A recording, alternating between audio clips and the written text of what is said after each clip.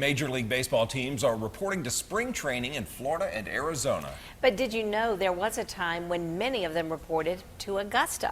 John Hart has this News Channel 6 special report, Augusta's Field of Dreams. These days, it's quiet at the corner of 3rd and Hale, but if you listen close, you can hear the history. The field where Ty Cobb played is literally still there. I think it's very unusual for a place to be maintained. The actual field is there. The streets are the same. For the first quarter of the 20th century, what is now the Exchange Club Fairgrounds played host to spring training for several major league teams. Brooklyn, Detroit, Boston Braves, Detroit Tigers, New York Giants. Those teams brought the greats of the game to Warren Park and presidents like Warren Harding to watch them. So many Hall of Famers were here. Trish Speaker came through there, Cy Young. Walter Johnson was here, Rogers Hornsby. Ty Cobb played his first game here. And took such a liking to the place that he stayed, marrying an Augusta woman and living the rest of his life here. He was very respected in this town. He was just well thought of.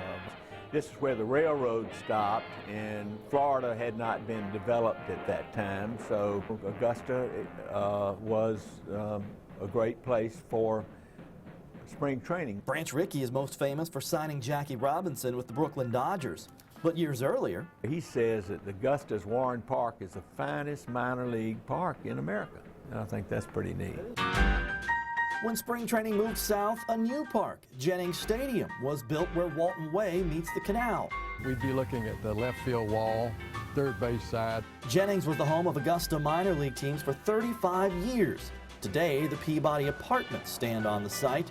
Your grandstand view in 1952 now looks like this. Jennings Stadium was a great baseball park. If you sat in these old wooden bleachers, and it was close enough to the field that you could actually see the players very well. I can remember the Peanuts, that part of it. You always think about that. Maybe the most famous player to play at Jennings, a young Henry Aaron, 20 years before. There's a new home run champion of all time, and it's Henry Aaron. In 1963, that team left, and 70 years of baseball history with it. The stadium was sold. Peabody Apartments was built, and then Sears later came there, and so baseball left Augusta.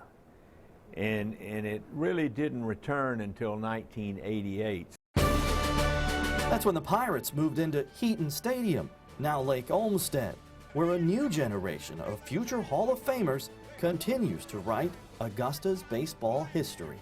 And Madison Bumgarner has firmly etched his name as one of the greatest World Series pitchers the game has ever seen. We do have a good past, and we have a good recent past. If you think about all of these really great, I mean, so many major league players that have been from here. Baseball was a place to be, a place to relax, a place to go, and it was a big deal. It was a big thing. Sure, we're a baseball town. Oh, and that last image, of course, the proposed future home of the Green Jackets. The Augusta Museum of History has a baseball exhibit. John has a photo gallery of that and more stories from the historians featured in this piece on our website, WJBF.com. Just click on this story.